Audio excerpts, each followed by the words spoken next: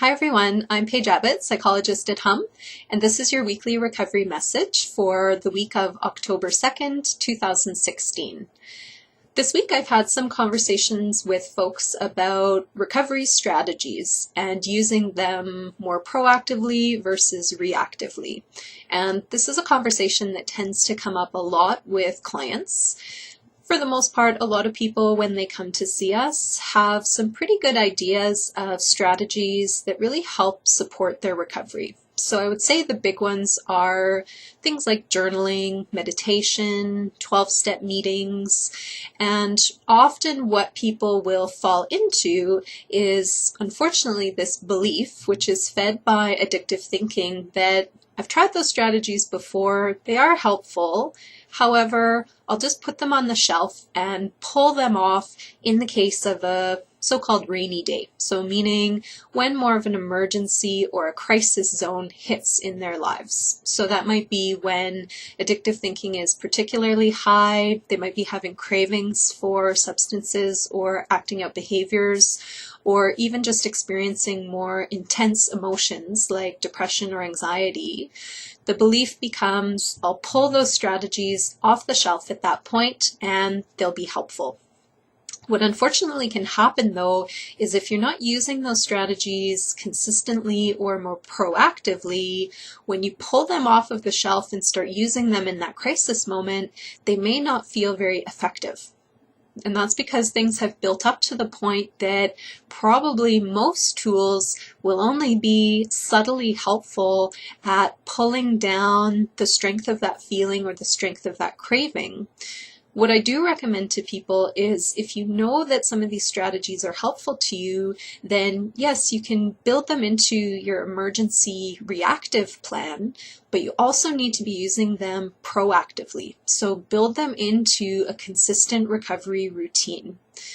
I liken it to physical strength. So if I need to go and lift a heavy object, but I haven't been strength building or muscle training up until that point, then the moment where I need to lift that heavy object, it might be really difficult. It might even be impossible since I haven't been working on my strength up until that point.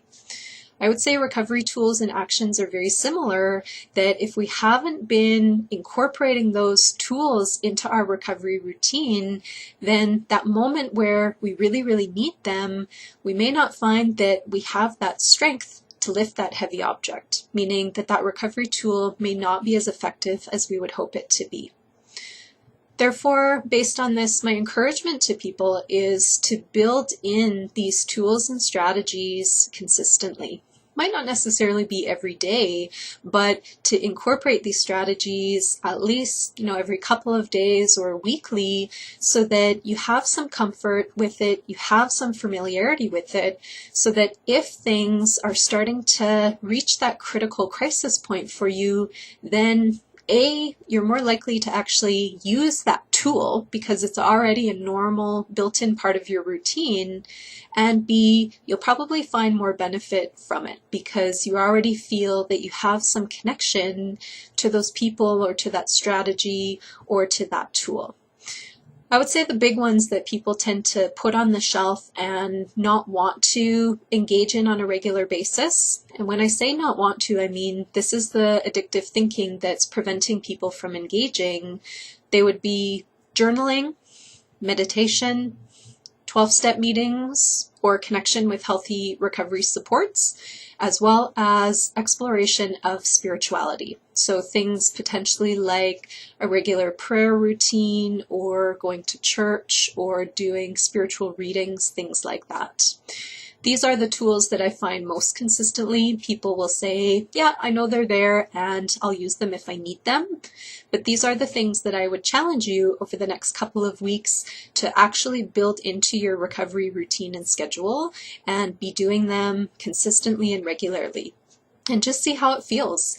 But hopefully, if you do need them in more of a crisis moment, you'll find it is more comfortable and you're able to get through that period a little bit easier. That's my recovery message for this week. I wish you the best in your ongoing recovery, and I'll talk to you next week. Bye-bye.